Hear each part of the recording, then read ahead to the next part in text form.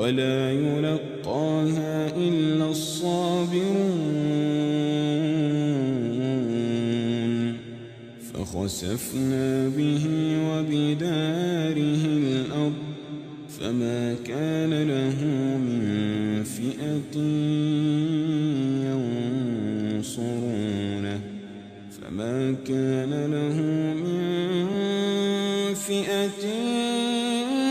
ينصرونه من دون الله وما كان من شروع اللہ رب العزت کے ببرکت نام سے جو بڑا مہربان نہایت رحم والا ہے۔ سورہ بنی اسرائیل پارہ نمبر 15 سے اس کا آغاز ہو رہا ہے۔ سبحانہ پاک ہے الذی وہ جس نے اسرا وہ لے گیا بعبدہ اپنے بندے کو لیلاً راتوں رات، پاک ہے وہ ذات جو اپنے بندے کو راتوں رات لے گیا من المسجد الحرامی مسجد حرام سے الی المسجد الاقصی الذی مسجد اقصی تک الذی جس کو بارکنا برکت دی ہم نے حولہ اس کے ارد گرد کو لنریہ تاکہ دکھا دیں من سے آیاتنا اپنی نشانیاں انہ بے شک وہ سمیع سننے والا بصیر جاننے والا ہے۔ اس صورت کے پہلے ہی رکوع میں بنی اسرائیل کا ذکر آیا ہے، اس لیے علامت کے طور پر یہی نام سورت کو دے دیا گیا، اور چونکہ اس سورت میں نبی کریم صلی اللہ علیہ وآلہ وسلم کے اسرا اور معراج کا بیان ہے، اس لیے اس سورت کا دوسرا نام سورت الاسرا بھی ہے۔ اور یہ سورت مکی سورت ہے، اس کی پہلی ہی آیت اس بات کی نشاندہی کر رہی ہے کہ یہ سورت معراج کے موقع پر نازل ہوئی۔ معراج کا واقعہ حدیث اور سیرت کی اکثر کتب کے مطابق مکہ مکرمہ میں ہجرت سے پہلے پیش آیا تھا، اس لیے یہ سورت بھی انہی صورتوں میں سے ہے جو مکی دور کے لاسٹ زمانہ میں ہجرت سے پہلے نازل ہوئی تھی۔ مکی دور کی دوسری صورتوں کی طرح اس میں بھی توحید، اللہ تعالیٰ کی وحدانیت، اللہ تعالیٰ کو یکتا ماننا، ایک ماننا، رسالت کی حقانیت، کفر و شرک کو جھٹلانا، قیامت اور آخرت اور جزا و سزا وغیرہ، ان سب پر عمل کرنا اس کا بیان کیا گیا ہے، اور ان کو بہت بڑے اچھے دل نشین اور نصیحت آمیز طریقے پہ بیان کیا گیا ہے۔ اس معراج کے واقعات جو کہ احادیث میں بیان فرمائے گئے ہیں وہ بہت مختصر طرح سے بھی ہیں، ان کو بہت ڈیٹیل کے ساتھ بھی بیان کیا گیا ہے۔ اس طرح ہے کہ ایک رات آپ صلی اللہ علیہ وآلہ وسلم حتیم کعبہ میں لیٹے ہوئے تھے کہ جبرائیل اور میکائیل علیہ السلام آپ کے پاس آئے اور کہا کہ ہمارے ساتھ چلیے۔ آپ صلی اللہ علیہ وآلہ وسلم کو براق پر سوار کیا گیا، جس کی تیز رفتاری کا یہ حال تھا کہ جس جگہ اس کی نظر پڑتی وہیں قدم پڑتا تھا۔ اسی تیز رفتاری کے ساتھ سب سے پہلے آپ کو ملک شام میں مسجد اقصی تک لے جایا گیا۔ یہاں پر اللہ تعالیٰ نے تمام انبیاء سابقین کو نبی کریم صلی اللہ علیہ وآلہ وسلم کے اکرام کے لیے، ویلکم کرنے کے لیے بطور معجزہ جمع فرمایا تھا، اور تمام سابقین انبیاء علیہ السلام نے رسول اللہ صلی اللہ علیہ وآلہ وسلم کا ویلکم کیا، اکرام کیا، اور سب لوگ وہاں جمع تھے۔ جبرائیل علیہ السلام نے یہاں پہنچ کر اذان دی اور نماز کے لیے تمام انبیاء علیہ السلام اور رسل کی صفیں تیار ہو کر کھڑی ہوئی، لیکن سب اس چیز کا انتظار کر رہے تھے کہ نماز کون پڑھائے گا۔ جبرائیل علیہ السلام نے آپ صلی اللہ علیہ وآلہ وسلم کا دست مبارک پکڑ کر آگے کر دیا، اور آپ صلی اللہ علیہ وآلہ وسلم نے تمام انبیاء اور مرسلین اور ملائکہ کو نماز پڑھائی، یہاں تک کہ عالم دنیا کی سیر تھی جو کہ براق پر ہوئی۔ اس کے بعد جو ایک ڈیٹیل بیان کی جاتی ہے کہ آپ صلی اللہ علیہ وآلہ وسلم کو آسمانوں کی سیر کروائی گئی۔ پہلے آسمان پر نبی کریم صلی اللہ علیہ وآلہ وسلم کی ملاقات حضرت آدم علیہ السلام کے ساتھ ہوئی، جو کہ ہم سب کے باپ ہیں۔ دوسرے پر حضرت عیسیٰ علیہ السلام اور حضرت یحییٰ علیہ السلام سے ملاقات ہوئی۔ تیسرے آسمان پر حضرت یوسف علیہ السلام سے ملاقات ہوئی۔ چوتھے آسمان پر حضرت ادریس علیہ السلام سے، پانچویں آسمان پر حضرت ہارون علیہ السلام سے ملاقات ہوئی، چھٹے پر حضرت موسیٰ علیہ السلام سے، اور ساتویں پر حضرت ابراہیم علیہ السلام سے ملاقات ہوئی۔ اس کے بعد آپ سدرۃ المنتہا کی طرف چلے، راستہ میں حوض کوثر پر گزر ہوا تو پھر جنت میں داخل ہوئے۔ وہاں دستے قدرت کہ وہ عجائب اور غرائب دیکھے جو کسی آنکھ نے آج تک نہ دیکھے، نہ کسی کی امیجینیشن میں کچھ آیا، نہ کسی کان نے سنا، نہ کسی نے وہم و گمان کیا، نہ کسی کی وہاں تک رسائی ہوئی۔ پھر دوزخ آپ کے سامنے پیش کی گئی جو ہر قسم کے عذاب اور سخت اور شدید آگ سے بھری ہوئی تھی، جس کے سامنے لوہے پتھر جیسی سخت چیزوں کی بھی کوئی حقیقت نہیں۔ پھر نبی کریم صلی اللہ علیہ وآلہ وسلم آگے تشریف لے گئے اور جبرائیل علیہ السلام یہیں ٹھہر کے، کیونکہ ان کو اس درجہ سے آگے بڑھنے کا حکم نہیں تھا، اور اس وقت آپ کو اللہ تعالیٰ کی زیارت ہوئی۔ صحیح یہ ہے کہ زیارت فقط قلب سے نہیں بلکہ آنکھوں سے ہوئی ہے۔ حضرت عبداللہ بن عباس رضی اللہ تعالیٰ عنہ فرماتے ہیں نبی کریم صلی اللہ علیہ وآلہ وسلم سجدہ میں گر پڑے اور اللہ تعالیٰ سے ہم کلامی کا شرف حاصل ہوا۔ اس وقت نمازیں فرض کی گئیں، اور جن کی ڈیٹیل احادیث میں اس طرح سے آئی ہے کہ رات دن میں 50 نمازیں فرض ہوئیں۔ پھر نبی کریم صلی اللہ علیہ وآلہ وسلم فرماتے ہیں کہ میں واپس ہوا اور موسیٰ علیہ السلام کے پاس سے گزر ہوا، تو انہوں نے کہا کہ آپ کو کیا حکم ہوا ہے؟ تو میں نے کہا کہ 50 نمازیں دن و رات میں اس کا حکم ہوا ہے۔ حضرت موسیٰ علیہ السلام نے فرمایا کہ آپ کی امت سے 50 نمازیں ہرگز دن و رات میں نہیں پڑھی جائیں گی۔ واللہ میں آپ سے پہلے لوگوں کا تجربہ کر چکا ہوں اور بنی اسرائیل کے لوگوں کو خوب بھگت چکا ہوں۔ اپنے رب کے پاس واپس جائیے اور اپنے رب سے ریکویسٹ کیجیے کہ اس میں تھوڑی سی کمی کر دیں، اس میں تخفیف کر دیں، تھوڑی ریلیکسیشن دے دیں۔ تو رسول اللہ صلی اللہ علیہ وآلہ وسلم واپس گئے، سو اللہ تعالیٰ نے 10 نمازیں کم کر دی۔ پھر موسیٰ علیہ السلام کے پاس سے گزرا تو انہوں نے اسی طرح سے کہا کہ آپ اور کم کروائیں۔ پھر واپس گئے، پھر 10 نمازیں کم کر دی۔ پھر موسیٰ علیہ السلام کے پاس آئے، اس طرح انہوں نے کہا کہ آپ واپس جائیے، اور ان فرماتے میں جب جب گیا 10 نمازوں کا حکم کم ہو گیا۔ پھر موسیٰ علیہ السلام کے پاس آئے تو انہوں نے کہا کہ ہر روز میں اب آپ مجھے بتائیے کہ کتنی نمازیں باقی رہ گئی ہیں؟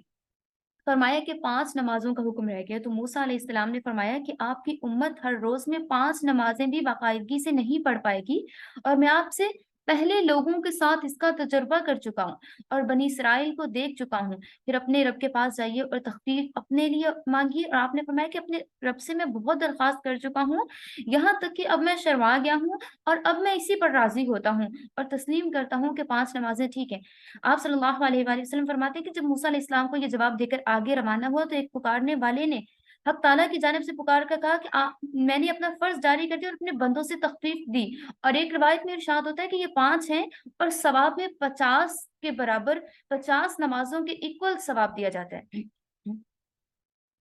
یعنی فرمایا گیا کہ آپ صلی اللہ علیہ وآلہ وسلم نے اگر ان میں تخفیف بھی کروا لی تو اللہ تعالیٰ نے ثواب کو کم نہیں کیا، ثواب 50 نمازوں کا ہی ملے گا۔ اس کے بعد آپ صلی اللہ علیہ وآلہ وسلم واپس ہوئے اور پھر براق پر سوار ہو کر مکہ معظمہ کی طرف تشریف لے گئے۔ راستے میں مختلف مقامات پر قریش کے 3 تجارتی قافلوں پر گزرے، جن میں سے بعض کو آپ صلی اللہ علیہ وآلہ وسلم نے سلام کیا اور انہوں نے آپ کی آواز پہچانی، اور مکہ واپس ہونے کے بعد اس کی گواہی بھی دی، اس کی شہادت بھی دی کہ رسول اللہ صلی اللہ علیہ وآلہ وسلم نے رات کو ہمیں سلام کیا تھا۔ صبح سے پہلے ہی یہ سفر مبارک تمام ہو گیا، اور جب صبح ہوئی اور یہ خبر قریش میں پھیلی تو ایک عجیب سا عالم تھا۔ سب لوگ ایسے شوق تھے، یہ کیسے پاسبل ہے کہ یہ جو خود کو نبی کہتے ہیں، یہ جو اللہ کے نبی ہیں، تو یہ کس طرح سے آسمانوں کی سیر کر آئے؟ تو ایک عجیب سا عالم تھا، ایک عجیب سی سچویشن تھی۔ کوئی تو تالیاں بجاتا تھا، اور کوئی حیرت سے تعجب سے سر پر ہاتھ رکھے ہوئے تھا، اور کوئی مذاق اڑا رہا تھا۔ پھر سب نے بغیر امتحان آپ سے سوالات کرنے شروع کر دیے، اور اس طرح کے سوالات کیے کہ مسجد اقصیٰ کے کتنے دروازے ہیں،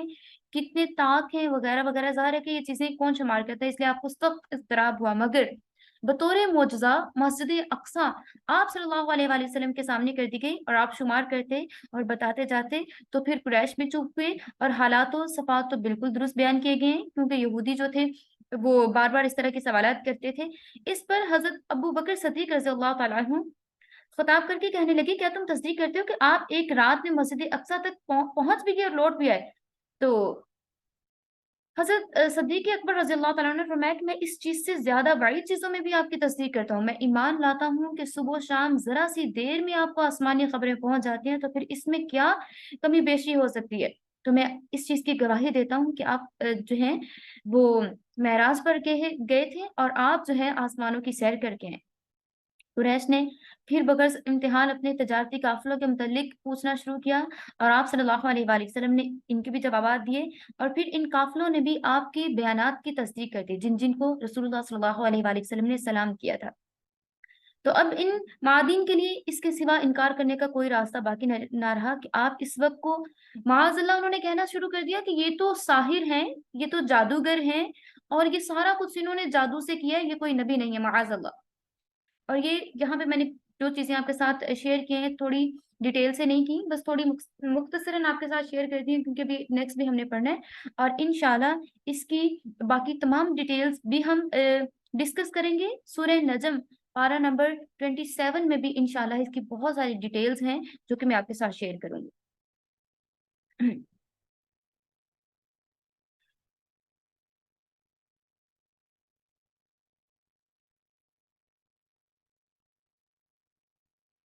اس میں یہ تمام ڈیٹیل پہلی آیت میں بیان کی گئی ہے کہ اللہ تعالیٰ وہ ذات پاک ہے جو اپنے بندہ محمد عربی صلی اللہ علیہ وآلہ وسلم کو رات کے وقت مسجد حرام سے مسجد اقصی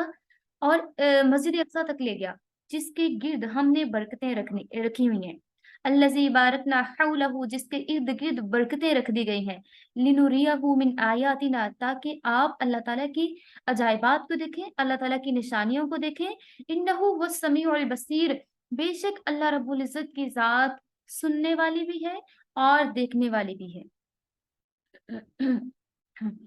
وَآتَيْنَا مُوسَى الْكِتَابَ، اور ہم نے موسیٰ علیہ السلام کو کتاب دی، وَجَعَلْنَاهُ، اور ہم نے بنایا اسے ہدن ہدایت لی بنی اسرائیل، بنی اسرائیل کے لیے، اللہ تتخذوا، کہ تم نہ ٹھہراؤ، من دونی میرے سوا، وکیلن کارساز، ذریتن اولاد، من حملنا، اور ہم نے سوار کیا، مع نوح، نوح علیہ السلام کے ساتھ، انہو بے شک، کانا تھا، عبدن شکورا، شکر گزار بندہ۔ اب گزشتہ آیت میں اسرا یعنی معراج کا ذکر ہم نے جو کیا گیا تھا، پہلی آیت میں اس کو ڈسکس کیا۔ اب معراج کے ذکر کے بعد حضرت موسیٰ علیہ السلام اور بنی اسرائیل کا جو ذکر سٹارٹ میں کیا گیا تھا، اس کو یہاں پہ بیان کیا جا رہا ہے۔ تو اس کی کچھ وجوہات بھی ہو سکتی ہیں۔ سب سے پہلی اس کی وجہ کیا ہو سکتی ہے کہ معراج کے دوران چونکہ رسول اللہ صلی اللہ علیہ وآلہ وسلم سے حضرت موسیٰ علیہ السلام کی ملاقات کو خاص مقام حاصل تھا، اور آپ ہی کی استدعا سے رسول اللہ صلی اللہ علیہ وآلہ وسلم نے چند بار نماز میں تخفیف کی درخواست بارگاہ الہی میں کی تھی، ریکویسٹ کی تھی اللہ رب العزت سے۔ اس کے علاوہ حضرت موسیٰ علیہ السلام کو حکم ہوا تھا کہ بنی اسرائیل کو مصر سے لے کے ارض شام یعنی بیت المقدس میں جائیے۔ ادھر شب اسرا میں رسول اللہ صلی اللہ علیہ وآلہ وسلم نے بھی بیت المقدس کی سیاحت فرمائی۔ اور اس کے علاوہ دوسری وجہ یہ بھی ہو سکتی ہے چونکہ اسرا کے ذیل میں مسجد اقصی یعنی بیت المقدس تک جانا مذکور ہوا، اور آگے مسجد اقصی اور اس کے قدیم جو رکھوالے ہیں، اس کے متولی ہیں، یعنی بنی اسرائیل پہ جو مختلف دور گزرے ہیں، منکرین کی عبرت اور خود بنی اسرائیل کی نصیحت کے لیے ان کا بیان کیا جاتا ہے۔ واضح رہے کہ واضح رہے کہ مسجد اقصی جس کو اہل اسلام بیت المقدس کہتے ہیں اور جس کو اہل کتاب ہیکل سلیمانی کہتے ہیں، ہزارہ انبیاء علیہ الصلوۃ والسلام، سابقین انبیاء علیہ الصلوۃ والسلام کا قبلہ رہا ہے، جس کو کرسچن اور جو جیو ہیں یہودی یہ سارے ہیکل سلیمانی کہتے ہیں، اور مسلمان جو ہیں انہیں بیت المقدس کہتے ہیں، ان کا بیت المقدس کے نام سے پکارتے ہیں، اور ہزار رہا انبیاء سابقین علیہ السلام کا قبلہ رہا ہے، جس کو فلسطین کے مشہور شہر یروشلم میں حضرت سلیمان علیہ السلام نے حضرت موسیٰ علیہ السلام سے تقریباً 500 برس پہلے تعمیر کیا تھا۔ خود نبی کریم صلی اللہ علیہ وآلہ وسلم اور اہل اسلام کا قبلہ اولین جب تک کہ مسجد حرام یعنی خانہ کعبہ قبلہ مقرر نہیں ہوا تھا، یہی بیت المقدس قبلہ رہا تھا، اور جو آج ہماری شامت اعمال اور بد اعمالی کی بدولت یہودیوں کے قبضہ میں آ گئے۔ اللہ تعالیٰ پھر سے وہ دن دیکھنا نصیب فرمائے کہ ہم اپنے قبلہ اول کو اہل اسلام کے قبضہ میں دیکھیں۔ تیسری وجہ اس کی یہ بھی ہے کہ معراج میں بیت المقدس کا ذکر تھا، اس کے بعد جو کچھ نابکار یہودیوں کی باتیں تھیں یا ان کی حرکات تھیں، اس سے متفرق مقام یعنی بیت المقدس پر مصائب آئے، اور ان کا ذکر بھی مناسب ہوا تاکہ قریش کے کان کھل جائیں کہ کعبہ کی بدولت جو تم امن سے رہ کر روزی کھاتے ہو اور پھر شرارتیں بھی کرتے ہو، اور اللہ کے رسول جو ابھی بھی اللہ تعالیٰ کی عظیم الشان نشانیاں دیکھ کر آئے ہیں اور ان کی تکذیب کرتے ہو، ان کو جھٹلاتے ہو، تو بنی اسرائیل کا حال سن لو اور اس سے عبرت حاصل کرو کہ اللہ کی طرف سے کتاب پانے والے جب اللہ اور اس کے رسول اللہ صلی اللہ علیہ وآلہ وسلم کے مقابلے میں سر اٹھاتے ہیں تو پھر ان کو کیسی دردناک سزا دی جاتی ہے۔ چنانچہ حضرت موسیٰ علیہ السلام اور آپ کی قوم بنی اسرائیل کا ذکر فرمایا گیا۔ اس کے بعد چوتھی وجہ یہ بھی لکھی جاتی ہے کہ معراج کے واقعہ کو سن کر منکرین جو رسول اللہ صلی اللہ علیہ وآلہ وسلم کا مذاق اڑا رہے تھے اور صداقت کے بارے میں رسول اللہ صلی اللہ علیہ وآلہ وسلم کو باتیں سنا رہے تھے معاذ اللہ، تو جو منکرین تھے اور ان کے بارے میں کہا گیا ہے کہ جو جھٹلا رہے تھے یا جتلا رہے تھے وہ خود اپنی کمال قدرت سے اپنے خاص بندہ محمد عربی صلی اللہ علیہ وآلہ وسلم کو دیکھیں کہ اللہ تعالیٰ نے کس طرح سے اپنے خاص بندہ محمد عربی صلی اللہ علیہ وآلہ وسلم کو ایک رات میں مسجد حرام سے بیت المقدس تک اللہ تعالیٰ نے ان کو پہنچایا، اور وہ خدا ہرگز ایسے تصرفات سے عاجز نہیں جیسا ان منکرین کا خیال ہے۔ اور منکرین کو واضح کیا گیا کہ اللہ سننے والا بھی ہے اور دیکھنے والا بھی ہے۔ وہ یہ جو حرکتیں کر رہی ہیں، اللہ رب العزت کی ذات ان سب کو دیکھ رہی ہے، اس لیے وہ ہر چیز کو سنتا ہے، دیکھتا ہے، اور وہ ان منکرین کو بھی دیکھ رہا ہے اور انہیں سزا بھی دے گا۔ اور اس کی 5ویں وجہ یہ بھی بیان کی جاتی ہے کہ رسول اللہ صلی اللہ علیہ وآلہ وسلم کی کرامت، معجزہ، اسرا اور شرف معراج کا ذکر تھا۔ اس آیت میں موسیٰ علیہ السلام کی ایک شرف، عزت اور کرامت کا ذکر فرمایا جاتا ہے کہ اللہ تعالیٰ نے کوہ طور پر بلا کر ان سے کلام فرمایا۔ گویا کہ موسیٰ علیہ السلام کا کوہ طور پر جانا اور کلام الہی سے مشرف ہونا، یہ موسیٰ علیہ السلام کی معراج تھی۔ معراج محمدی کے ساتھ معراج موسوی کا ذکر نہایت لطیف ہے کہ اس میں چونکہ حضرت موسیٰ علیہ السلام کی معراج یہ تھی کہ انہیں کوہ طور پر بلایا گیا تھا، اور اس لیے اسپیشلی ان کی خاص ملاقات ہوئی حضرت محمد عربی صلی اللہ علیہ وآلہ وسلم سے، اور انہوں نے ان سے استدعا بھی کی کہ آپ اس طرح سے اللہ تعالیٰ سے ریکویسٹ کیجئے کہ نمازوں میں تخفیف کر دی جائے۔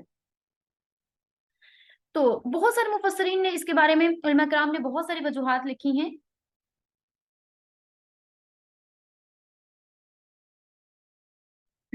بہت ساری وجوہات لکھی ہیں کہ سیکنڈ آیت میں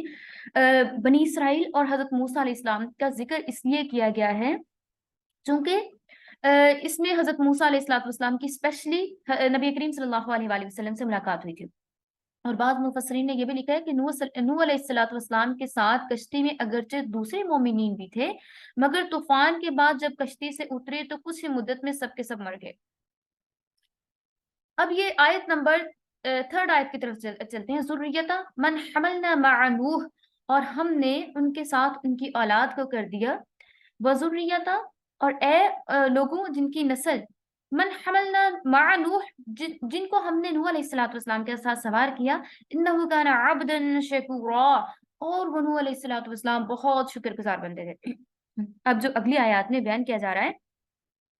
حضرت نوح علیہ السلام کے بارے میں، اور اس میں یہ ڈسکس کیا جا رہا ہے کہ حضرت نوح علیہ السلام کے ساتھ اگرچہ دوسرے مومنین بھی اترے تھے، مگر طوفان ختم ہونے کے بعد جب کشتی سے اترے تو کچھ ہی مدت کے بعد سب کی ڈیتھ ہو گئی تھی اور ان کی نسل بھی باقی نہ رہی۔ البتہ حضرت نوح علیہ السلام کے 3 بیٹے حام، سام اور یافس باقی رہے، اور انہی کی نسل عالم میں پھیلی۔ حضرت نوح علیہ السلام کا ایک بیٹا جو تھا وہ سرکش ہو گیا تھا، جو کہ نہیں کشتی پہ سوار ہوا تھا، اور باقی جو 3 بیٹے تھے حام، سام اور یافس، یہ باقی رہے تھے اور انہی کی نسل عالم میں پھیلی ہے۔ اس لیے انہیں آدم ثانی بھی بولا جاتا ہے۔ حضرت نوح علیہ السلام کو آدم ثانی بھی بولا جاتا ہے۔ اس لیے آیت مذکورہ میں حضرت نوح علیہ السلام کی اولاد ہی سے مراد ہے کہ کہ حضرت نوح علیہ السلام کی اولاد کے بارے میں بات کی جا رہی ہے کہ وہ یہ 3 بیٹے یہ ریسپیکٹڈ بھی تھے اور اطاعت کرنے والے بھی تھے، اللہ تعالیٰ کی اطاعت کرنے والے بھی تھے۔ حضرت نوح علیہ السلام کے 4 بیٹے تھے۔ ایک بیٹا جس کا نام یام تھا وہ طوفان میں غرق ہوا، باقی 3 مختلف نسلیں دنیا میں پھیلی، اور اس میں اکثر جو ہے ریسرچر ان کے اکارڈنگ اس میں ایشیا جو ہے وہ سام کی اولاد بتائے جاتے ہیں، اقوام ایشیا جو ہے وہ سام کی اولاد بتائے جاتے ہیں، اقوام افریقہ حام کی اولاد، اور اقوام یورپ اور افریقہ یافس کی اولاد بتائے جاتے ہیں۔ جو یورپ اور افریقہ میں یافس کی اولاد بتائے جاتے ہیں، اور جو ہے افریقہ والے وہ حام کی اولاد بتائے جاتے ہیں، اور ایشیا والے، ہم ایشیا والے ہیں، ایشیا والے سام کی اولاد بتائے جاتے ہیں۔ واللہ اعلم، اللہ تعالیٰ زیادہ بہتر جانتے ہیں۔ حضرت نوح علیہ السلام کی تکذیب اور نافرمانی کرنے والے غرقاب کر دیے گئے تھے، اور جو آپ کے فالوورز تھے وہ سبھی باقی رہے۔ پھر نجات یافتہ لوگوں میں بھی حضرت نوح علیہ السلام کا درجہ سب سے افضل تھا، سب سے ممتاز تھا، اور آپ کی خصوصیت یہ تھی کہ اللہ تعالیٰ کی دوسری نعمتوں کا شکریہ ادا کرنے کے علاوہ طوفان سے نجات پانے کا بہت زیادہ شکر ادا کیا کرتے تھے کہ اللہ تعالیٰ نے اس طوفان سے نجات عطا فرمائی۔ اس لیے یہاں پہ آپ علیہ السلام کی صفت عبدن شکورا فرمائی گئی ہے کہ آپ شکر گزار تھے، شکر ادا کرنے والے تھے۔ تو اس لیے یہاں پہ یاد دلایا جا رہا ہے کہ آپ نوح علیہ السلام کی اولاد کی طرح، اگر آپ بھی نوح علیہ السلام کی طرح اللہ تعالیٰ کا شکر ادا کرتے رہیں، اور جو اللہ تعالیٰ نے جن چیزوں سے آپ کو پروٹیکٹ کیا، جن چیزوں سے آپ کو بچا لیا ہے، ان پر بھی اللہ تعالیٰ کا شکر ادا کیجیے۔ جو احسان اللہ تعالیٰ نے آپ کے بڑوں پر کیا ہے اسے فراموش مت کیجیے، اور جب انبیاء علیہ السلام اور آپ کے بڑے شکر کرتے رہے آپ اس کو ترک کیسے کر سکتے ہو، آپ اس کو اگنور کیسے کر سکتے ہو؟ تو اللہ تعالیٰ کیا فرماتے ہیں قرآن پاک میں، لَئِن شَكَرْتُمْ لَأَزِيدَنَّكُمْ۔ ابھی کلاس سٹارٹ ہونے سے پہلے میں نے آپ کو کیوں پڑھائی دعا، میں نے اسی لیے پڑھائی، فَلِلَّهِ الْحَمْدُ وَلَكَ الشُّكْرُ، کہ تمام تر تعریفیں اللہ رب العزت کے لیے اور میں اس کا شکر ادا کرتی ہوں۔ مینس کہ جب ہم شکر ادا کریں گے تو ہمارا کنیکشن قرآن کے ساتھ زیادہ اسٹرانگ ہوگا، ہمیں قرآن پڑھنے میں مزہ آئے گا، ہمیں قرآن سننے میں مزہ آئے گا، ہمیں مزہ آئے گا کہ اس میں ہمارے بارے میں کیا بات کی جا رہی ہے۔ تو یہاں پہ اللہ تعالیٰ نے فرمایا کہ آپ جب آپ کے بڑے شکر ادا کرتے رہے، جب آپ شکر ادا کریں گے کسی بھی چیز پہ، چھوٹی نعمت پہ شکر ادا کریں گے تو اللہ رب العزت آپ کے لیے ان نعمتوں کو بڑھا دے گا۔ تو آپ اس کو ترک نہ کیجیے بلکہ شکر ادا کیجیے، تو اللہ تعالیٰ آپ کے لیے نعمتوں کو بڑھا دے گا۔ وہ کوئی بھی نعمت ہو، کسی بھی طرح کی نعمت ہو، جب آپ اس پہ شکر ادا کرتے ہیں تو اللہ تعالیٰ آپ کے لیے نعمتوں کے خزانوں کو کھول دیتا ہے۔ پھر آگے کچھ جو تھے جنہوں نے مخالفت کی تھی بنی اسرائیل میں سے، ان کے بارے میں اگلی آیات میں ہم لوگ ڈسکس کریں گے۔ وَقَضَيْنَا، اور صاف کہہ دیا ہم نے، الہ طرف بنی اسرائیل سے، فی الکتابی کتاب میں، لَتُفْسِدُنَّ، البتہ تم ضرور فساد کرو گے، فی الارض زمین میں، مرتین دو مرتبہ، ولا تعلن، اور تم ضرور پکڑو گے، علواً کبیرہ بڑے زور سے، فَإِذَا، پس جاء جب آیا، وعد وعدہ، اولاہما دو میں سے پہلا، بعثنا ہم نے بھیجے، علیکم تم پر، عباد لنا اپنے بندے، اولی بأس لڑائی والے، شدید سخت، فجاسو اور وہ گھس پڑے، خلال الدیار شہروں کے اندر۔ اور ہم نے بنی اسرائیل کی کتاب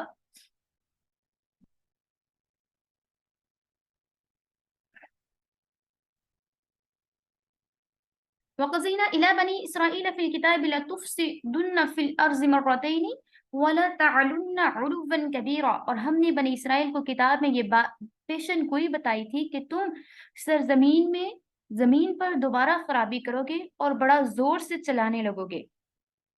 فَإِذَا جَاءَ وَعْدُ أُولَاهُمَا بَعَثْنَا عَلَيْكُمْ عِبَادًا لَنَا أُولِي بَأْسٍ شَدِيدٍ فَجَاسُوا خِلَالَ الدِّيَارِ وَكَانَ وَعْدًا مَفْعُولًا، اور جب ان دو بار میں سے پہلی بار کی یاد آئے گی، یہ پہلا وعدہ آپ کو یاد آئے گا، تو ہم تم پر اپنے ایسے بندوں کو مسلط کر دیں گے جو بڑے جنگجو ہوں گے، اور وہ تمہارے گھروں میں گھس جائیں گے، اور یہ ایک وعدہ ہے جو ضرور ہو کر رہے گا۔ اب ان کو یاد دلایا جا رہا ہے کہ جو انہوں نے اگنور کیا اللہ تعالیٰ کے احکامات کو، ان کو کس طرح سے سزا ملے گی بنی اسرائیل والوں کو۔ ثم رددنا لكم الكرة عليهم وأمددناكم بأموال وبنين وجعلناكم أكثر نفيرا، اور پھر ہم ان پر تمہارا غلبہ کر دیں گے، اور مال اور بیٹوں سے ہم تمہاری مدد کریں گے، اور ہم تمہاری جماعت کو بڑھا دیں گے۔ ان احسنتم لانفسکم، اور اگر اچھے کام کرتے رہو گے تو اپنے ہی نفع کے لیے اچھے کام کرو گے۔ اللہ رب العزت کے ساتھ یہاں پہ کیا فرما رہی ہے، اگر آپ اچھے کام کرو گے تو آپ کس کے لیے اچھے کام کرو گے؟ آپ اپنے لیے ہی اچھے کام کرو گے، کسی دوسرے کو اس سے کوئی فائدہ نہیں ہوگا۔ اگر آپ اچھے اعمال کر رہے ہیں، اگر آپ نیکی کر رہے ہیں، اللہ تعالیٰ کو نہ تو آپ کی نمازوں کی ضرورت ہے، اللہ تعالیٰ کو نہ تو آپ کے ذکر کی ضرورت ہے، اللہ تعالیٰ کو نہ تو آپ کی عبادات کی ضرورت ہے۔ ہم عبادات، ہم ذکر، ہم اور جتنی بھی نمازیں، سارا کچھ اہتمام کر رہے ہوتے ہیں، ہم اپنے لیے کر رہے ہوتے ہیں کہ ہمیں جنت گین کرنی ہے، ہمیں اللہ تعالیٰ کا پسندیدہ بننا ہے، ہمیں اللہ تعالیٰ کا مقرب بننا ہے، تاکہ اللہ تعالیٰ ہمارا شمار بھی اپنے اچھے لوگوں میں کر سکے، تاکہ اللہ تعالیٰ ہم سے بھی، اللہ تعالیٰ نو ڈاؤٹ اپنے سارے بندوں سے پیار کرتا ہے، لیکن دیکھیں اگر اولاد کی بات کی جائے نا، تو اولاد میں سے پیرنٹس کو سب سے زیادہ انہی بچوں سے محبت ہوتی ہے جو اوبیڈینٹ ہوتے ہیں، جو بات ماننے والے ہوتے ہیں، اور ایک بچہ بہت نافرمان ہے اور ایک بچہ جو ہے وہ بات ماننے والا ہے، تو ظاہری بات ہے پیرنٹس اسی کو پریفر کریں گے نا جو بات ماننے والا ہے۔ اللہ رب العزت کی ذات نو ڈاؤٹ سب سے محبت کرتی ہے، لیکن جو اللہ تعالیٰ کے احکامات کو مان کے چلتے ہیں، اللہ رب العزت ان لوگوں کو اپنے خاص لوگوں میں شمار فرما لیتے ہیں۔ اس لیے اللہ تعالیٰ نے کیا فرمایا ہے، ان احسنتم لانفسکم، اگر تم اچھے کام کرتے رہو گے تو اپنے ہی فائدے کے لیے اچھے کام کرو گے، وان اسأتم فلها، اور اگر تم برے کام کرو گے، فاذا جاء وعد الاخرة لیسوء وجوہکم ولیدخلوا المسجد كما دخلوه اول مرة وليتبروا ما علوا تتبیرا، کہ جب پہلی بار وعدے کی بات آئے گی، پھر ہم آپ پہ دوسروں کو مسلط کر دیں گے تاکہ مار مار کر تمہارا منہ بگاڑ دے، لیسوء وجوہکم، تاکہ تمہارا منہ خراب کر دیں، ولیدخلوا المسجد، اور جس طرح وہ لوگ مسجد میں گھسے تھے اور یہ پچھلے لوگ بھی اس طرح گھس جائیں گے، اور جس جس پر ان کا زور چلے گا سب کو برباد کر ڈالیں گے، ما علو تتبیرا، سب کو برباد کر ڈالیں گے، عسى ربکم ان یرحمکم، عجب نہیں کہ تمہارا رب تم پر رحم فرما دے، وَإِنْ عُدْتُمْ عُدْنَا، اور پھر وہی شرارت کرو گے اور تم پھر اگین وہی کرو گے، وَجَعَلْنَا جَهَنَّمَ لِلْكَافِرِينَ حَصِيرًا، اور ہم نے جہنم کو کافروں کے لیے جیل خانہ بنا رکھا ہے، حسیرہ قید کرنے کی جگہ کو بولتے ہیں جہاں پہ قید کر دیا جائے، تو ہم نے قید خانہ بنا رکھا ہے جہنم کو کافروں کے لیے۔ اب ہم پہلے اگلی آیات پر کی طرف جانے کے بجائے پہلے پچھلی آیات کا ریویو کرتے ہوتے ہیں تاکہ ہمیں یاد رہے پہلے ہم نے کیا پڑھا ہے۔ گزشتہ آیات میں حضرت موسیٰ علیہ السلام اور آپ کی قوم بنی اسرائیل کا ذکر، اس کو ہم نے ڈسکس کیا، اور اس سے اس کا مقصد کیا تھا، تاکہ جن لوگوں کو مخاطب کر رہا ہے قرآن، وہ قرآن کو اتباع، ہدایت اور اطاعت احکام الہیہ کی طرف وہ متوجہ ہو سکیں اور اس پر عمل کر سکیں۔ اب ان آیات میں بنی اسرائیل کی مخالفت، احکام اور اس کے نتائج بیان فرما کر مخاطبین قرآن کو عبرت حاصل کرنے کے لیے الرٹ کیا جا رہا ہے کہ ان سے آپ نے عبرت حاصل کرنی ہے۔ ظاہری بات ہے جن آیات میں اللہ رب العزت نے عذاب کا ذکر کیا ہے اس میں الرٹ کیا جا رہا ہوتا ہے جن کو مخاطب کر رہا ہے قرآن پاک، جس میں اللہ تعالیٰ مخاطب کر رہا ہے، اللہ تعالیٰ آپ لوگوں سے بات کر رہا ہے، اللہ تعالیٰ ہم سب سے بات کر رہا ہے۔ تو یہاں پہ سب سے پہلے جو واقعہ بیان کیا جاتا ہے، سلیمان علیہ السلام کے وفات کے جب انہوں نے پردہ فرمایا، ان کے تھوڑی عرصے کے بعد ایک حاکم تھا کہ جو کہ بیت المقدس پر چڑھایا اور بے دینی اختیار کی، اور اس پر شاہ مصر جو تھا وہ چڑھایا اور بیت المقدس سے بہت سارا اسباب چاندی سونے کا لوٹ کر لے گیا، مگر شہر اور مسجد یعنی ہیکل سلیمانی کو اس نے کوئی نقصان نہیں پہنچایا۔ تو یہ ان لوگوں پر ایک سٹارٹنگ بتائی جا رہی ہے کہ کس طرح سے ان پہ عذاب سٹارٹ ہوا تھا نا، تو یہ بھی ایک عذاب تھا کہ ان پہ دشمن کو مسلط کر دیا جائے۔ عذاب کا ایک یہ بھی طریقہ ہے کہ اللہ تعالیٰ آپ پر دشمن کو مسلط کر دیتا ہے سمٹم ہمارے گناہوں کی وجہ سے۔ پھر اس میں سیکنڈ واقعہ کو ڈسکس کیا جاتا ہے کہ سلیمان علیہ السلام کے قریباً 400 سال کے بعد بنی اسرائیل میں بت پرستی اور نااتفاقی پیدا ہونے کی نحوست سے ایک اور بادشاہ مصر پر چڑھ آیا، اور کس قدر اس نے شہر کی عمارتوں کو اور ایون اس نے بیت المقدس کو بھی نقصان پہنچایا۔ اس کے بعد تیسرا واقعہ بیان کیا جاتا ہے کہ چند سال کے بعد بادشاہ بخت شاہ نصر بولا جاتا ہے ان کا نام نا، بخت شاہ نصر بابل نے چڑھائی کی اور شہر یروشلم کو فتح کر کے اپنے ساتھ بہت سارے بنی اسرائیلیوں کو قیدی بنا کر لے گیا اور مال و دولت بھی اسے لوٹا، اور ایک شخص جو کہ پہلے بادشاہ کے خاندان میں سے تھا اسے اپنا نائب مقرر کر کے چلا گیا۔ اس کے بعد چوتھا واقعہ اس طرح سے بیان کیا جاتا ہے کہ اس نئے بادشاہ نے جو کہ بت پرست اور بدکار بھی تھا، حضرت ارمیا علیہ السلام کی نصیحت کو نہیں سنتا تھا، بخت نصر سے بغاوت کی اور پھر یروشلم پر چڑھ آیا، اور اس قدر اس نے خون بہایا، اتنا قتل و غارت کیا کہ جس کی حد نہیں، اور شہر، اور پھر اس کے بعد اس نے معاذ اللہ ہیکل سلمانی، یعنی جو اکارڈنگ ٹو یہودی اینڈ کرسچن جو ہیں وہ ہیکل سلمانی بولتے ہیں، لیکن مسلم جو ہیں ان کے لیے وہ بیت المقدس ہے، اس نے بیت المقدس میں آگ بھی لگا دی اور بالکل میدان کر دیا اور ہر چیز ختم کر دی، اور یہ حادثہ قریباً 415 سال کے بعد تعمیر بیت المقدس کے پاس اس کو کہا جاتا ہے کہ اس کے راؤنڈ اباؤٹ تب وہ پیش آیا تھا۔ اور اس کے بعد یہودی ضلع وطن ہو کر 70 سال تک بابل میں نہایت ذلت اور خواری سے رہے، پھر شاہ بابل کا شاہ ایران کے ہاتھوں استحصال ہوا، تو شاہ ایران نے بھی یہودیوں پر رحم کر کے ان کے ملک شام میں ان کو پہنچا دیا اور سامان بھی ان کا واپس کر دیا۔ پھر یہودیوں نے شاہان ایران کی مدد سے پھر ہیکل سلیمانی کو نمونہ جو ان کے پاس ایک سٹرکچر پڑا ہوا تھا اس کے مطابق ان کو اگین ریڈی کیا اور پھر اس کو دوبارہ سے بنایا، اور پھر کیونکہ اس ٹائم وہ دوبارہ سے بنانے کے کس لیے قابل ہوئے، کیونکہ وہ جو پہلے انہوں نے افعال کیے تھے یا جو گناہ کیے تھے اس پر وہ نادم بھی تھے اور وہ تائب بھی تھے۔ پھر پانچواں واقعہ بیان کیا جاتا ہے کہ اس کے بعد توبہ کر لی، تائب ہو گئے، انہوں نے بنا لیا دوبارہ سے بیت المقدس کو، دوبارہ سے تعمیر ہو گئی، مگر اس کے بعد یہودیوں کو پھر اپنی وہی پرانی شرارتیں سوچیں اور ایسے اسباب انہوں نے جمع کر لیے کہ بدکاری والے بہت سارے اسباب جمع کر لیے۔ تو ایک بادشاہ بیت المقدس پر حضرت عیسیٰ علیہ السلام سے قریباً 170 ایئرز پہلے وہ اس پہ چڑھا ہے اور اس نے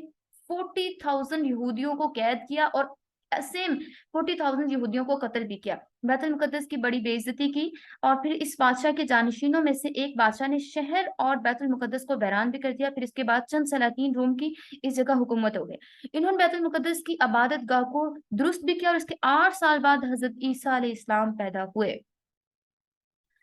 پھر یہودیوں نے سلاطینی روم سے بغاوت اختیار کی، اور آخر رومیوں نے پھر شہر اور بیت المقدس کی وہی حالت بنائی، اور اس وقت رومی بادشاہ نہ یہودی تھا نہ ہی وہ کرسچن تھا، اور یہ حادثہ عیسیٰ علیہ السلام کے آسمان پر اٹھا لیے جانے سے 40 سال بعد ہوا، اور اس کے بعد بیت المقدس عرصہ تک ویران رہا، حتیٰ کہ حضرت عمر رضی اللہ تعالیٰ عنہ کے خلافت کے زمانہ میں بیت المقدس عیسائیوں نے اہل اسلام کے قبضہ میں دے دیا، اور جناب عمر فاروق رضی اللہ تعالیٰ عنہ کے حکم سے مسجد اقصی کو اگین تعمیر کیا گیا، از نو سر ان کی تعمیر ہوئی، اور اسی مسجد اقصی کا ذکر اس سورت کی ابتدائی آیت میں فرمایا گیا ہے، جس کو بیت المقدس کہا جاتا ہے۔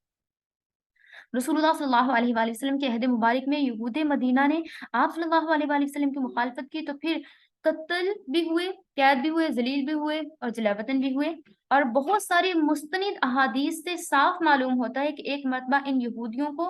ایسی سزا ملنے والی ہے کہ روئے زمین سے ان کا بیج ختم کر دیا جائے گا، اور یہ اس وقت ہوگا جب کہ دجال جو قوم یہود میں سے ہوگا ظاہر ہوگا، اور عوام میں اس کا لقب مسیح ہوگا۔ ابن ماجہ کی حدیث ہے کہ حضرت ابو امامہ بابلی ایک طویل حدیث میں دجال کا ذکر کرتے ہوئے روایت کرتے ہیں کہ اس وقت جب مسلمانوں کا امام صبح کی نماز پڑھانے کے لیے آگے بڑھ چکا ہوگا، حضرت عیسیٰ ابن مریم علیہ السلام ان پر اتر آئیں گے۔ دوسری احادیث سے معلوم ہوتا ہے کہ آپ دمشق کی جامع مسجد میں اتریں گے، تو امام پیچھے ہٹے گا فوراً سے تاکہ عیسیٰ علیہ السلام آگے بڑھیں اور نماز پڑھائیں، مگر حضرت عیسیٰ علیہ السلام اس کے شانوں کے درمیان ہاتھ رکھ کے کہیں گے کہ نہیں، آپ ہی نماز پڑھائیں گے، کیونکہ آپ کے لیے ہی یہ کھڑی ہوئی ہے۔ چنانچہ وہی امام نماز پڑھائیں گے، سلام پھیرنے کے بعد حضرت عیسیٰ علیہ السلام کہیں گے کہ دروازہ اوپن کیجیے۔ چنانچہ دروازہ کھولا جائے گا تو باہر دجال اپنے 70,000 مسلح یہودیوں کے ساتھ موجود ہوگا۔ جو ہی حضرت عیسیٰ علیہ السلام پر اس کی نظر پڑے گی تو اس طرح سے وہ گھلنے لگے گا جیسے کہ پانی نمک میں گھلتا ہے، اور وہ بھاگ نکلے گا۔ حضرت عیسیٰ علیہ السلام کہیں گے کہ میرے پاس تمہارے لیے ایک ایسی ضرب ہے جسے تو بچ نہیں سکے گا۔ پھر وہ اسے لد کے مقام پر، لد کے مشرقی دروازے پہ جا پکڑیں گے، اور اللہ یہودیوں کو ہضمیت نصیب کرے گا، اور زمین مسلمانوں سے اس طرح بھر جائے گی جیسے برتن پانی سے بھر جاتا ہے، اور سب دنیا کا کلمہ ایک ہو جائے گا، اللہ کے سوا کسی کی عبادت نہیں ہوگی، اور تب وہ ٹائم ہوگا جب سب لوگ ایک ہی کلمہ پڑھنے والے ہوں گے، ایک الہ کی عبادت کرنے والے ہوں گے، اور پھر امن ہی امن ہوگا، اور وہ پتہ نہیں کون لوگ ہوں گے تو یہ دیکھیں گے۔ اللہ اکبر۔ واضح رہے کہ مقام لد جہاں دجال حضرت عیسیٰ علیہ السلام کے ہاتھوں قتل ہوگا، یہ موجودہ اسرائیلی حکومت میں تل ابیب سے چند میل کے فاصلے پر واقع ہے، جہاں اس وقت یہودیوں نے بہت بڑا ہوائی اڈا بنا رکھا ہے، اور بخاری و مسلم شریف کی صحیح حدیث ہے، حضرت ابو ہریرہ رضی اللہ تعالیٰ عنہ سے روایت ہے، فرمایا کہ رسول اللہ صلی اللہ علیہ وآلہ وسلم نے قسم ہے اس ذات کے جس کے ہاتھ میں میری جان ہے، ضرور اتریں گے تمہارے درمیان ابن مریم حاکم عادل بن کر، پھر وہ صلیب کو توڑ ڈالیں گے اور خنزیر کو ہلاک کر دیں گے اور جنگ کا خاتمہ کریں گے، اور مال کی کثرت ہوگی، اس کو قبول کرنے والا کوئی نہ رہے گا، اور مال اتنا زیادہ ہوگا لیکن مال کی ہرس کسی کو نہیں ہوگی، مال جمع کرنے کی ہرس کسی کو نہیں ہوگی، اور کوئی بھی اس کو ایکسپٹ نہیں کرے گا۔ حالت یہ ہوگی کہ ایک سجدہ کر لینا دنیا مافیا سے بہتر ہوگا، ایک سجدہ ایسے کیا جائے گا کسی کو کسی چیز کی ہوش نہیں ہوگی، خبر نہیں ہوگی، ایسے بالکل کھو کے اللہ تعالیٰ کی محبت میں سجدہ کیا جائے گا، اس طرح سے سجدہ کیا جائے گا۔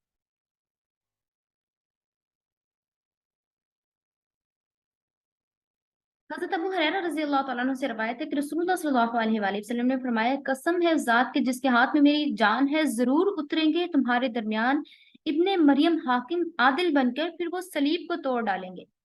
خنزیر کو ہلاک کر دیں گے اور جنگ کا خاتمہ کر دیں گے، اور مال کی ایسی کثرت ہوگی کہ اس کو کوئی بھی قبول کرنے والا نہیں رہے گا، اور حالت یہ ہوگی کہ ایک سجدہ کر لینا دنیا مافیا سے بہتر ہوگا، بہترین قسم کا سجدہ کیا جائے گا کہ جو آپ کو اللہ تعالیٰ کے ساتھ جوڑ دے، ایسا سجدہ کیا جائے گا جو دنیا مافیا سے آپ کو بے خبر کر دے گا۔ اور اسی طرح سے دوسری بہت ساری احادیث ہیں جن سے یہ ظاہر ہوتا ہے کہ حضرت عیسیٰ علیہ السلام عیسائیت اور یہودیت کو بالکل ختم کر دیں گے۔ الغرض رسول اللہ صلی اللہ علیہ وآلہ وسلم کی صحیح احادیث میں پیشن گوئیوں کے مطابق وہ وقت آنے والا ہے جب حضرت عیسیٰ علیہ السلام آسمان سے نازل ہو کر دجال کو قتل کر دیں گے، اور یہودیوں کو جو دجال کے لشکر میں ہوں گے کوئی چیز پناہ نہ دے گی، یہاں تک کہ صبح کے وقت کسی پتھر یا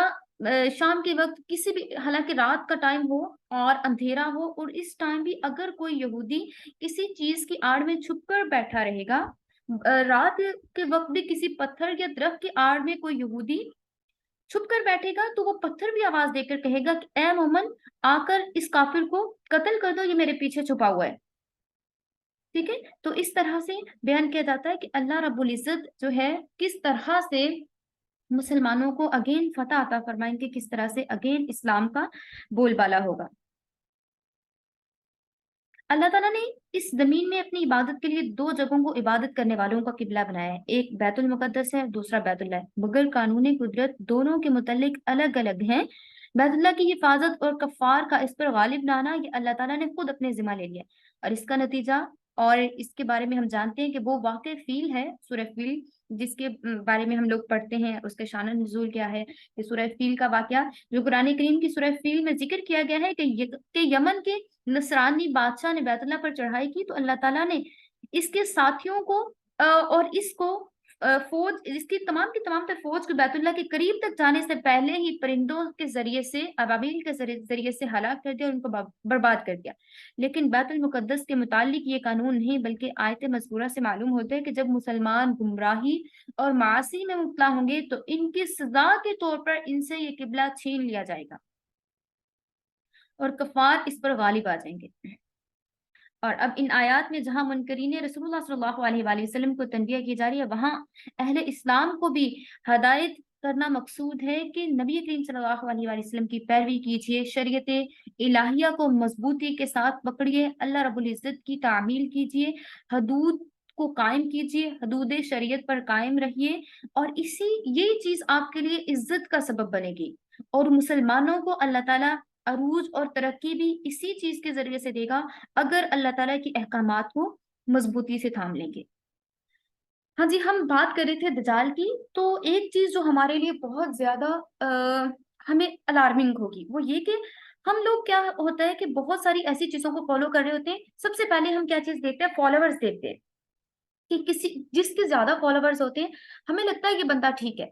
اور ہم اس چیز کے پیچھے چل پڑتے ہیں، نہ ہم کوئی ریسرچ کرتے ہیں، نہ ہم قرآن کو دیکھتے ہیں، نہ ہم احادیث کی اتھینٹک بکس کو دیکھتے ہیں، ہمیں لگتا ہے جس کے جتنے زیادہ فالوورز ہیں وہ بندہ بالکل ٹھیک ہے۔ تو یہ ہمارے لیے لمحہ فکری ہے۔ دیکھیے جو دجال ہے اس کے اتنے زیادہ فالوورز ہوں گے، اور وہ بہت زیادہ لوگ اس کے فالوورز ہوں گے، کہا جاتا ہے کہ 70,000 کا تو وہ لشکر ہوگا نا، لشکر اس کے پاس ہوگا جو کہ فزیکلی اس کے ساتھ ہوگا، فزیکلی وہ لوگ اس کے ساتھ اٹیچ ہوں گے، اس کے پیچھے ایک بہت بڑا لشکر بنا ہوا ہوگا، اور اس کے دائیں اور بائیں سائڈ پہ بھی، ایک سائڈ پہ جہنم ہوگی اور ایک سائڈ پہ جنت ہوگی، جو کہ دکھاوے کے لیے ہوگی، اور ایسا مطلب ریئل میں کچھ ایسا ایگزسٹ نہیں کرتا ہوگا نا۔ لیکن کیا ہے کہ اب دیکھیں، اگر ہم بات کرتے ہیں کہ اللہ تعالیٰ دعاؤں کو قبول فرماتا ہے، اور اس میں دیکھیں اللہ تعالیٰ نے بہت زیادہ ہماری دعاؤں کو قبول کیا، اللہ تعالیٰ نے بہت سارے ہمیں رسول اللہ صلی اللہ علیہ وآلہ وسلم کو معجزات دکھائے جو کہ ہمارے ایمان بڑھانے کے لیے تھے، تاکہ ہمارا ایمان بڑھ جائے۔ لیکن اگر یہ ہمارے ایمان کی کمزوری ہے کہ ہم صرف ان چیزوں کے پیچھے پڑنا شروع ہو جائیں کہ ہاں اگر ان کے فالوور زیادہ ہیں تو ضرور یہ رائٹ سائڈ پہ ہیں۔ اللہ تعالیٰ ہم سب کے ایمان کی حفاظت فرمائے، اور اللہ تعالیٰ ہمیں صحیح سے قرآن کے ساتھ جڑے رہنے کی توفیق عطا فرمائے۔ اللہ تعالیٰ ہماری اللہ تعالیٰ کے ساتھ محبت کو سٹرونگ کر دے، اور اللہ تعالیٰ ہم سب کی اینڈنگ، ہمارا خاتمہ ایمان پر فرمائے، اور اللہ تعالیٰ ہمیں استقامت عطا فرمائے۔ آمین ثم آمین یا رب العالمین۔ ربنا آتنا فی الدنیا حسنہ وفی الآخرۃ حسنہ وقنا عذاب النار۔